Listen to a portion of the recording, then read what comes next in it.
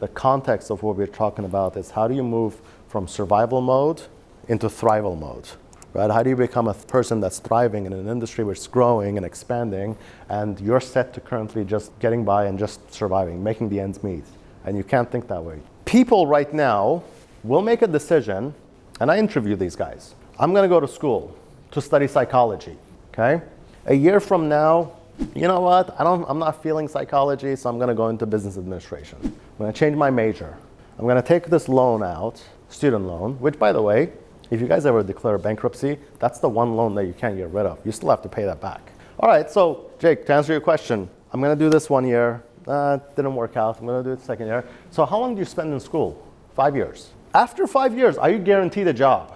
Okay, matter of fact, they did a study a while back, but the average graduate that came out of Orange County, in one of the schools in Orange County, LA County, earned an average of just under $40,000. So you're telling me I gotta take a $200,000 loan to go through 5 years of school just to come out and make ends meet. Barely make ends meet. I mean, 40,000, that's rough. So now when you start to think about that, why don't you apply the same logic to your own business journey? Why are you okay applying it to a place where you're not really guaranteed a job even? Why not, hey, you know what, here, I'll come in, our business to some degree is like a development center, right? You're welcome. You come in, we're gonna teach you sales, we're gonna teach you leadership. If you're half checked in, we're gonna make you better. And if you're fully checked in, you know what, when you graduate, instead of guaranteeing you a job, we'll guarantee you a business, which we'll fund by ourselves. We'll give you a contract with one of our clients, which everybody in the country knows. Here, you're welcome. So instead of thinking like, I'm gonna go to school for 4 or 5 years, possibly come out with a $40,000 job, why don't you apply that here and maybe in half the year? By the way, here, you don't even have to have a timeline. There's no seniority, there's no tenure.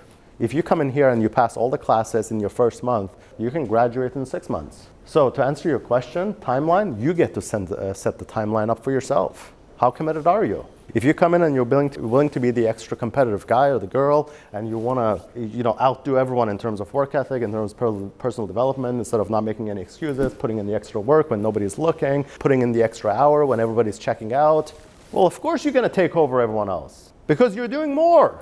You're going the extra mile. Where this gets really frustrating is when you're in an environment where people are growing and expanding and getting promoted and you're not, and you think the problem is with the industry, and the problem is really not the industry, but you keep on putting 80 cents into the Coke machine and you're like, why is the Coke not coming out?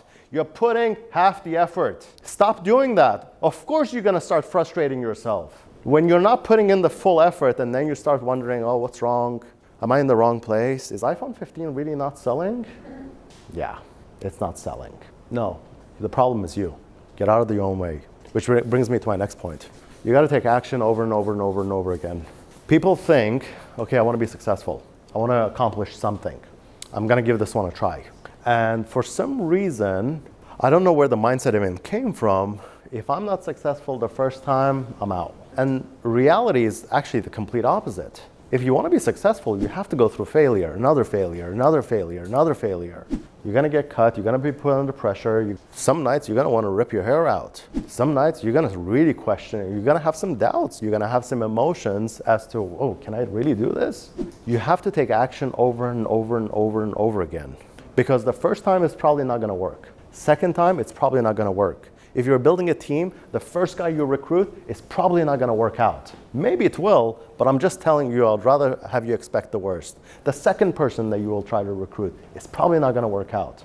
There's going to come times where you will work your butt off and you might not get the results that week. You got to take action over and over and over again. The key to thriving is not to give up. The key to thriving is to make sure that you do not back down from a challenge the minute it gets hard. Because if you keep on backing down every challenge you get, what happens to you? You just become an insanely soft person. You're not tough. You keep on robbing yourself of opportunities to get tougher.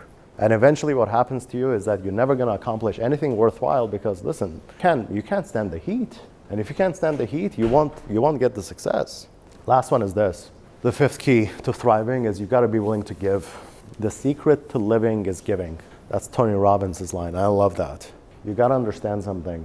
If you do not get into the mindset where you're consistently willing to give, preferably your time, your energy, and your money, I think a couple of things happens to you naturally when you start giving.